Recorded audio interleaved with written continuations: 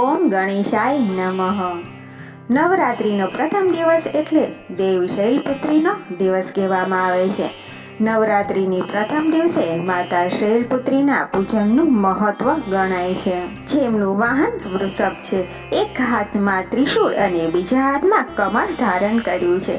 માતા શૈલપુત્રીની કૃપા થવાથી મનોવંચિત કાર્યની સિદ્ધિ પ્રાપ્ત થાય છે. તો ચાલો આપણે એમની કથા સાંભળીએ. વંદે વાજિતલાભાય ચંદ્રાર્કૃત શેખરામ વૃષારૂઢા સુરધરા શૈલપુત્રી યશસ્વિની યા દેવી સર્વભૂતેષુ મા શૈલપુત્રી રૂપેણ સંસ્થિતા નમસ્તસ્યૈ નમસ્તસ્યૈ નમસ્તસ્યૈ નમો નમઃ. તો ચાલો આપણે કથા વાર્તા કરીએ. જગત જનની માં જગદંબા પર્વતરાજ હિમાલયને ત્યાં પુત્રી રૂપે અવતર્યા હતા. તેના કારણે તેમનું નામ શૈલપુત્રી નામે ઓળખાતા હતા. પર્વતરાજ હિમાલયને ત્યાં અવતર્યા તે પહેલા એટલે કે પૂર્વજન્મમાં દક્ષના ઘરે અવતર્યા હતા. તે સમયે તેમનું નામ સતી હતું. તેમના વિવાહ ભગવાન શિવ સાથે થયા હતા. એકવાર બધા મુનિએ પ્રયાગરાજમાં મોટો યજ્ઞ કર્યો હતો. બ્રહ્મા તથા શિવ પણ ત્યાં પધાર્યા હતા. ત્યાં દક્ષનું આગમન થયું.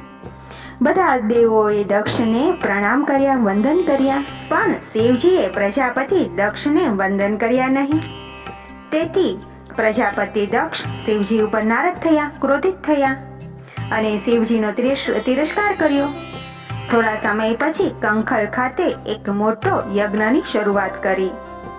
તે યજ્ઞમાં બધા સઘળા દેવો, મુનિઓ, મહાત્માઓ તથા વિદ્વાનો અને બ્રહ્મા વિષ્ણુને પણ તેડાવ્યા હતા. દક્ષ રાજાએ પણ તેમને શિવજીને આમંત્રણ ન આપ્યું. એટલે કે બધા દેવો પોતપોતાના યજ્ઞમાં ભાગ લેવા માટે આમંત્રણ કર્યા, પરંતુ તેમને શિવજીને આમંત્રણ ન આપ્યું. સતીજીને બહારથી આ બધા સમાચાર મળ્યા.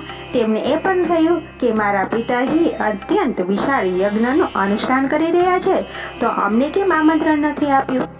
તેઓને તો ત્યાં જવાનું મન તો એટલું બધું વ્યાકુળ થઈ ગયું કે તેઓ તો શિવજી પાસે ગયા અને શિવજીને પોતાની ઈચ્છા જણાવી. બધી વાત તેમને કરી અને શિવજી વિચાર કરીને શિવજીએ સતીને જણાવ્યું, તમારા પિતાજી કોઈ કારણવશ આપણા ઉપર નારાજ થયા છે. તા દેવતાઓને બોલાવ્યા, તેમને તેમના યજ્ઞમાં ભાગ લેવા પણ સમર્પિત કર્યા, પણ આપણને જાણી જોઈને બોલાવ્યા નથી. કોઈ સૂચના પણ મોકલાવી નથી. તમારે ત્યાં જવું હોય તો જાઓ, પણ હિતકારક નથી ત્યાં જવા માટે. શિવજીએ સતીને આમ જણાવ્યું, છતાં સતીનું મન તેના પિતા યજ્ઞ કરી રહ્યા હતા ત્યાં જવા માટે હતું. સતીની પ્રબળ ઈચ્છા જોઈને શિવજીએ તેમને જવાની રજા આપી. સતી સાથે તેમના ગણોને મોકલ્યા. પિતાના ઘરે સતી ગયા. તેમને જોયું તો પોતાની કોઈ આદર સત્કાર આપતું ન હતું. તેમના પિતા પણ તેમને આદર સત્કાર કર્યા નહીં, પરંતુ પોતાની માતાએ હૃદયપૂર્વક તેમને આદર સત્કાર કર્યા.